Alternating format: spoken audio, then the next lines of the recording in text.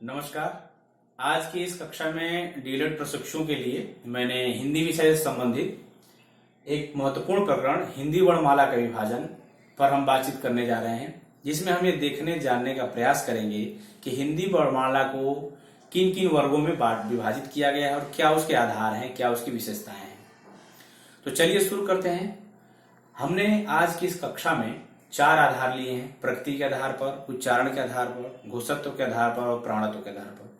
ये बहुत ही महत्वपूर्ण बिंदु हैं जहां से अधिकतर प्रश्न जो है प्रतियोगी परीक्षाओं में या आपके सेमेस्टर एग्जाम में पूछे जाते हैं।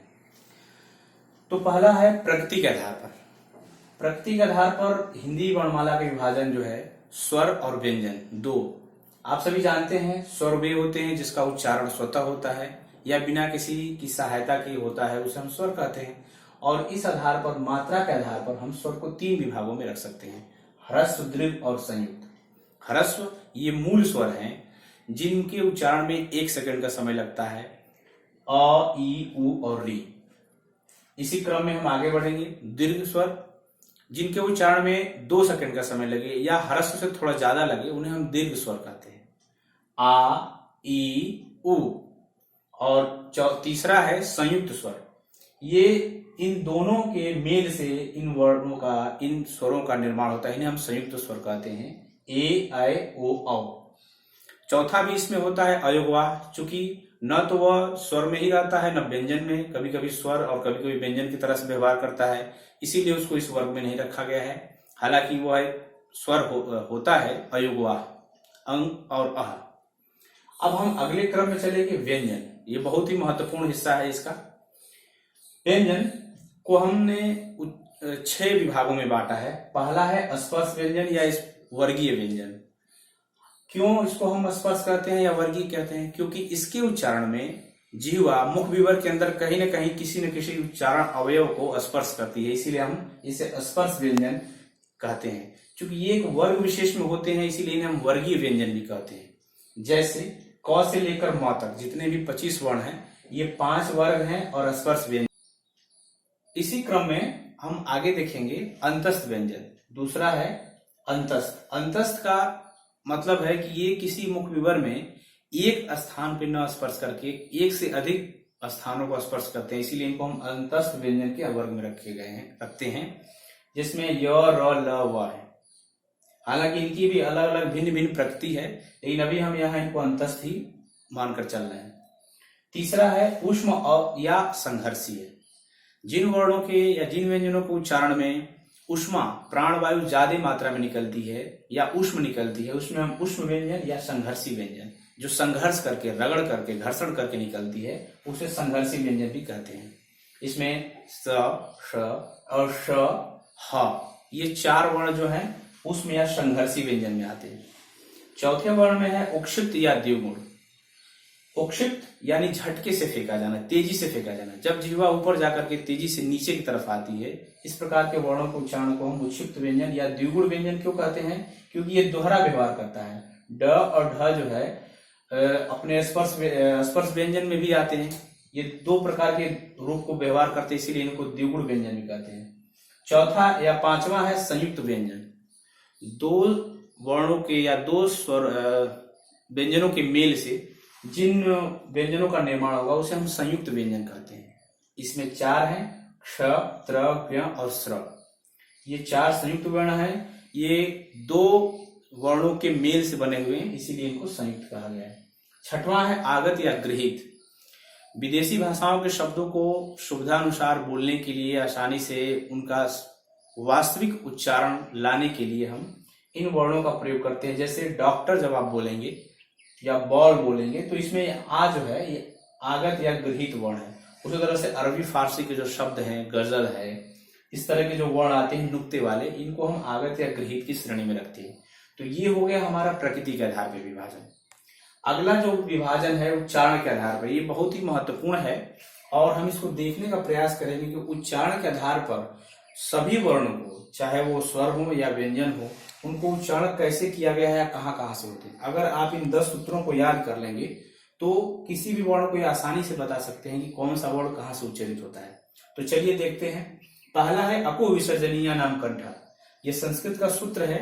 इसके माध्यम से आप इसको देख सकते हैं कि जो ये सूत्र है, अगर इसको हम थोड़ा सा व्याख्यायित करें, अकु, अ से मतलब है अ आ वर्ग के वर्ण, कु का मतलब है क वर्ग, ह से हो गया ह, और विसर्ग से विसर्ग जो शब्द है, ये इतने जो वर्ण हैं कंठ से उच्चारित होते हैं।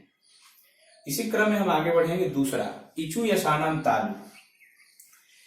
इसमें जिन वर्णों को हम रखते हैं ई, च वर्ग, य और श, ये तालु से उच्चारित होते हैं। तीसरे क्रम में है ऋतु रसाणाम मूर्धा। री, ट वर्ग, र और श, ये जो है मूर्धा से उच्चारित होते हैं। चौथा है ऋतु लसानाम दंता। री, त वर्ग, ल और श, ये दंत से उच्चारित होते हैं, इसीलिए इनको दंत वर्ग में रखा गया है। पांचवा है उपधिमानीय नाम ओष्ठ। उ, प वर्ग के जितने वर्ण हैं ये सभी उपधिमानीय नाम ओष्ठ यानी ओष्ठ से उच्चारित होते हैं। पांचवा है हिमंगणा नाम नासिका। प्रत्येक वर्ग का जो पंचम वर्ण है वह नासिका की सहायता से या नासिका से उच्चारित होता है। सातवां है इदायतो कंठ तालु। ए और ए का उच्चारण कंठ और तालु के सहयोग से होता है। आठवां है उदातो कंठोष्टम। ओ, औ का उच्चारण स्थान कंठ और ओष्ठ है। जबकि नवा है वकारस्य दंतोष्ठम, इसमें केवल एक वर्ण आता है और वह है दांत और ओष्ठ की सहायता से उच्चारित होने वाला व। और अंतिम है नासिका अनुस्वारस, जिसमें अनुस्वार का उच्चारण भी नासिका के सहायता से किया जाता है। तो ये जो है सभी वर्णों का उच्चारण स्थान है बताने के लिए पर्याप्त है। अगर आप इन 10 सूत्रों को याद कर लें या अपने हिसाब से इसको समझने का प्रयास कर लें तो पूरी तरह से मैं दावे के साथ कह सकता हूं कि आप किसी भी वर्णमाला की किसी भी वर्ण का उच्चारण स्थान बताने में सक्षम होंगे। अब हम चलते हैं प्राणत्व के आधार पर। प्राणत्व यानी कि प्राणवायु, जो भी हम वर्णों का उच्चारण करते हैं वो सभी प्राणवायु के माध्यम से ही उच्चारित होते हैं, या वही उसी का आधार होता है उसके उच्चारण करने में कि हम किस वर्ण को कितना जोर देकर के बोल रहे हैं। अगर हम क बोल रहे हैं और ख बोल रहे हैं, इन दोनों में अंतर है। प्राण वायु के आधार पर अगर हम विभाजित करेंगे तो सभी वर्णों को 2 भागों में बांटा गया है, अल्प प्राण, महाप्राण। अल्प प्राण यानी कि जिन वर्णों के उच्चारण करने में कम प्राणवायु का प्रयोग हो उसे हम अल्प प्राण कहते हैं, और जिनके उच्चारण करने में ज्यादा प्राणवायु का प्रयोग हो महाप्राण करते हैं। सूत्र के रूप में अगर हम देखें तो सभी वर्णों के पहले, तीसरे और पांचवें वर्ण को अल्प प्राण में रखा गया है, जबकि दूसरे और चौथे वर्ण को महाप्राण में। यानी अगर हम क वर्ग में दिखाने का आपको कोशिश करें तो क, ग और अंग ये अल्प प्राण होंगे, जबकि ख और घ जो होगा ये महाप्राण होगा। उसी तरह से पांचों वर्णों में होगा। इसके साथ अंतस्थ वर्ण भी जुड़ जाएंगे, यानी कि य और ल व भी जो होते हैं अल्प प्राण होते हैं, जबकि आप जानते हैं कि महाप्राण जो होंगे वो आपके जो भी उष्ण व्यंजन है वो महाप्राण में होंगे। ये हो गया प्राणत्व के आधार पर। चौथा है घोषत्व के आधार पर। इसका सूत्र भी आपको देने का प्रयास किया गया है कि अगर हम प्रत्येक वर्ण की बात करें तो प्रत्येक वर्ग में पहला और दूसरा वर्ण जो होगा यानी क और ख जो होगा अघोष होगा। अघोष से मतलब है जिसमें कम घरघराहट होगी, घर्षण थोड़ा कम होगा। और सघोष का मतलब है या घोष का मतलब ये है कि जिसमें घरघराहट थोड़ी ज्यादा होगी। तो ग, घ, अंग ये तीनों जो वर्ण होंगे ये सघोष के श्रेणी में आएंगे, वर्ग में आएंगे।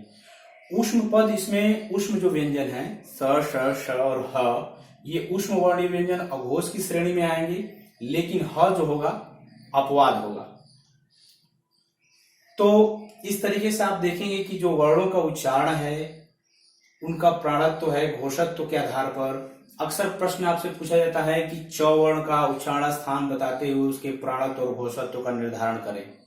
तो आपको ये जो आज का कक्षा है निश्चित तौर से किसी भी प्रतियोगी परीक्षा में, चाहे आपका सेमेस्टर एग्जाम हो या टेट हो, सुपर टेट हो, उसमें 3 से 4 प्रश्न आने अनिवार्य है।